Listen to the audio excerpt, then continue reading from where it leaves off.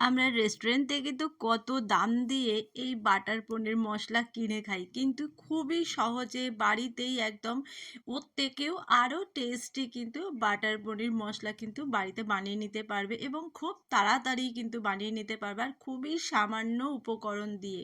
আর দেখো কতটা সুন্দর হয়েছে, কতটা টেস্টি হয়েছে। তোমরা করে খেলেই তোমরা নিজেরাই বুঝতে পারবে যে রেস্টুরেন্ট থেকেও কিন্তু অনেক ভালোই কিন্তু তোমরা বাড়িতে বানিয়ে নিতে পারো।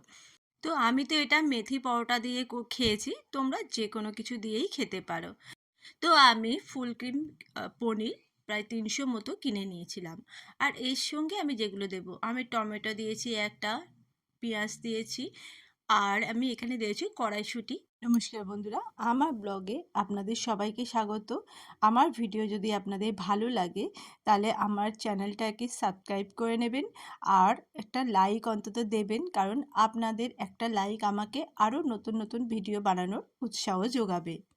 যে সকল বন্ধুরা আমার ভিডিও দেখে আমার চ্যানেলটাকে সাবস্ক্রাইব করেছেন তাদের জন্য রইল আমার মনের অন্তঃস্থল থেকে অনেক অনেক ভালোবাসা।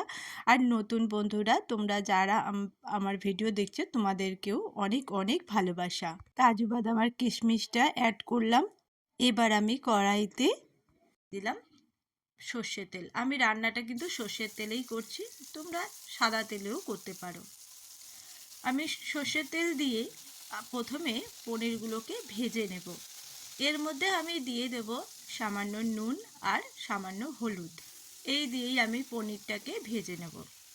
একদম কড়া কড়া নয়, মোটামুটি মিডিয়াম করে আমি ভেজে নেব। আমার ভাজা হয়ে গেছে, আমি তুলে নিচ্ছি পনিরগুলোকে।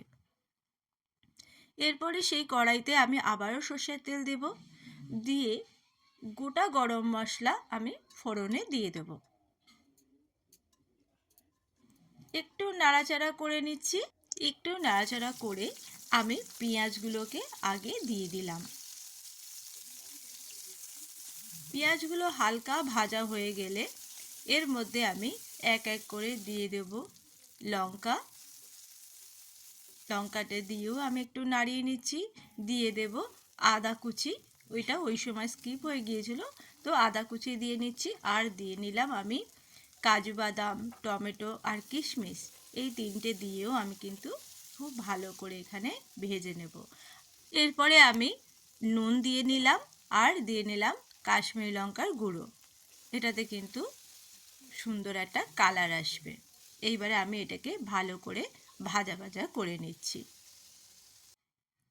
তো দেখো আমার কিন্তু ভাজা হয়ে গেছে। এইবার আমি একটা মিক্সিং জারের মধ্যে এটাকে নিয়ে নিলাম। আর এর মধ্যে কিন্তু আমি আরেকটা জিনিস অ্যাড করব, সেটা হলো টক দই। টক দইটা কিন্তু তোমরা দেবেই, এটা কিন্তু টেস্টটা দারুণ আনে। আর এই বাটি ধোয়া জলও আমি একটু দিয়ে নিলাম, নিয়ে এবারে আমি এটাকে পেস্ট করে নেব, একদম মিহি পেস্ট। এরপরে আমি কড়াইতে আবার তেল দিলাম, দিয়ে এর মধ্যে দিয়ে দিলাম বাটার। এই বাটারেই কিন্তু টেস্টটা দারুণ আসবে। এরপরে যে বাটা মশলাটা সেটা আমি এর মধ্যে দিয়ে নিলাম, দিয়ে কিন্তু খুব ভালো করে কষাতে হবে। একটা সুন্দর গন্ধ এর মধ্যেই আসছে।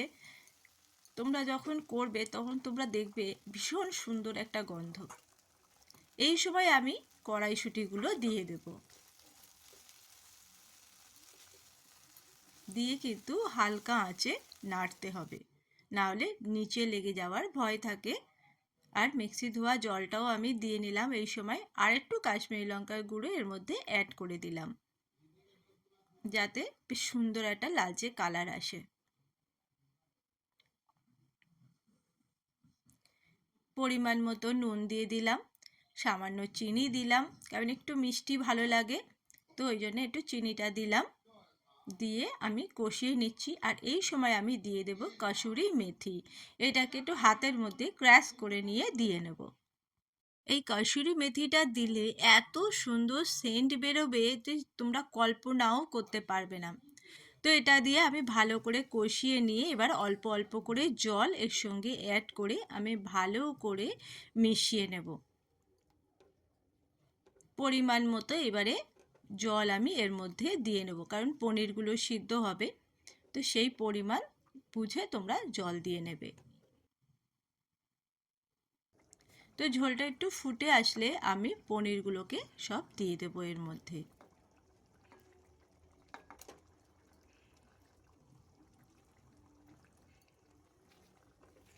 দিয়ে আমি একটু নাড়াচাড়া করে নেব, নিয়ে এবারে আমি ঢাকনাটা দিয়ে নেব। এই সময় আঁচটা আমি মিডিয়ামে রাখবো।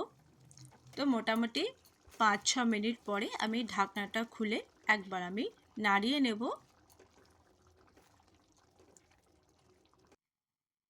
এর সময় আমি দিয়ে দিলাম কাঁচা লঙ্কা আর ধনেপাতা কুচি। তো আমার কিন্তু বাটার পনির মশলা কিন্তু রেডি হয়ে গেছে। এরপরে আমি উপর থেকে একটু ধনেপাতা কুচি, একটু বাটার আর কাঁচা লঙ্কা দিয়ে এটাকে আমি পরিবেশন করব। তো দেখো কতটা সুন্দর দেখতে হয়েছে বন্ধুরা, একবার অন্তত আমার কথা শুনে করে খেয়ে রিভিউ দিও।